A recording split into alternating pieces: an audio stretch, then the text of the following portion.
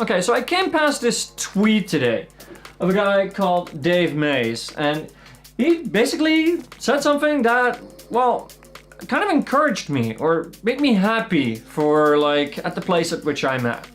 So he says, as a consumer of YouTube, I found myself looking for reviews of products after they have been out for a while, and all I ever find is reviews from the moment that they were announced. There isn't enough said for people who take time reviewing products or doing follow-ups. And indeed, he's very right. So what it is with most tech YouTubers is that they're in a competitive space, right? So we're talking Unbox Therapy, we're talking Mr. Who's the Boss, we're talking Linus Tech Tips, we're talking basically anything in the tech world. And people always want to be first, because usually with tech, people only need to watch one video rather than multiple. But the truth of products is that its first impressions is not everything. It's durability over a lifetime. It's lifetime. There's more to a product than just its face. It's the internals, it's the software, it's the longevity of the hardware, it's the entire package. And many reviewers will never get to see those, unlike me. Because, I mean, I don't have a lot of things to review, obviously. But the things that I do have to review, I use over a long period of time. So I can do follow-ups on the mouse, I can do follow-ups on the laptop, I can do follow-ups on the phone when necessary, because I used it for almost 2 years now. And the same goes for any other hardware that I might have. It is actually a blessing to be in this space.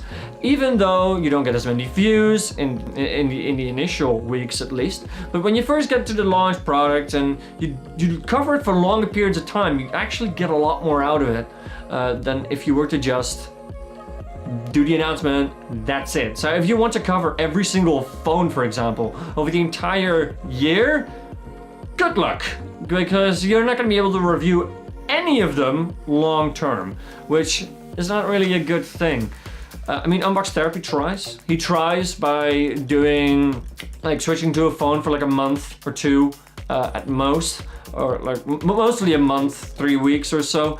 And I mean, it kind of works, but to really appreciate a phone, you need to use it for like a year at least, preferably almost 2 years, to see what the longevity of the model is like in terms of software. Because we all know, back in the day with phones, we used to have software that was very badly optimized, and after 1 year it would run really slow. iOS is kind of fixed this problem with theirs, although now they're literally throttling it for you. So yeah, you could say fixed, but you could also say they reverted it back to what it was. But yeah, what I really want to try and say is that being in a space where you don't have access to all the latest products is not necessarily a bad thing. It can actually be a really good thing, because now I get to review things long term and make sure that they're working fine and properly.